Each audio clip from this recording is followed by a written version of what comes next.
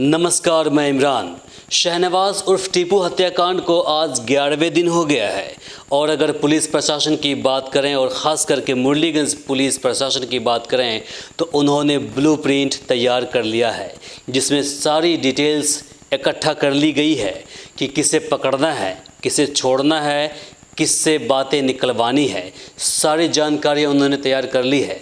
आपको बता दें कि हमने जब अखिलेश कुमार से बातें की तो उनका कहना था कि अपराधी चाहे देश के किसी भी कोने में क्यों न भाग जाए, किसी भी राज्य में क्यों न चले जाए, हालांकि विदेश ही क्यों न चले जाए, लेकिन वो हमारे पहुंच से बाहर नहीं हो पाएगा।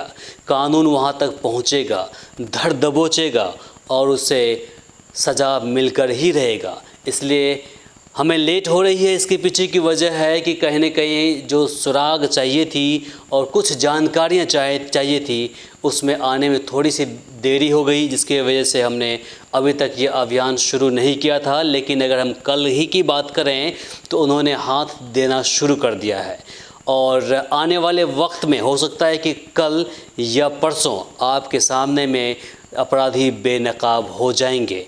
इसके अलावा अगर हम मधेपुरा ज़िले के कुछ अहम घटनाओं की बात करें तो बीते 7 से 8 दिनों के अंदर 3 ऐसी घटनाएं घटी है जो हकीकत में मानवता के नाम पर शर्मसार कर देने वाली है और उसके बारे में जानने के बाद आप यही कहेंगे कि आखिर इंसान कहां से कहां पहुंच गया है और कहां पहुंच रहा है। पहली घटना है 29 अगस्त 2021 की, जहां पर शहनवाज उर्फ टीपू को बतखोड़ा बाज़ार के ही पास एक धान के खेत में मार करके फेंक दिया गया था। 19 साल का लड़का, उन्होंने ज़िंदगी की शुरुआत भी नहीं की थी जिसका अंत बेखौफ अपराधी, बेरहम अपराधियों ने कर दी थी, जिसकी धरपकड़ करने के लिए पुलिस अब शिकंजा कस चुकी है। उसके बाद दूसरी घटना है 3 सितंबर की, जो मधेपुरा ज़िले के प्रखंड कुमारखंड अंतर्गत थाना श्रीनगर क्षेत्र के ग्राम पंचायत लक्ष्मीपुर भगवती स्थित वार्ड संख्या 10 की, जहां पर एक वृद्ध व्यक्ति की, जिनकी उम्र लगभग 75 साल की थी, उनको बहुत ही नज़दीक से गोली मारी गई और जिनकी डेथ घटनास्थल पर ही हो गई। रात के लगभग 2:15 बज रहे थे जब बेखौफ अपराधी 2 बाइक से आए और वो मचान पर सो रहे थे, उसको जगाया और फिर उनके मुंह में हथियार डाल करके उसको मौत के घाट सुला दिया।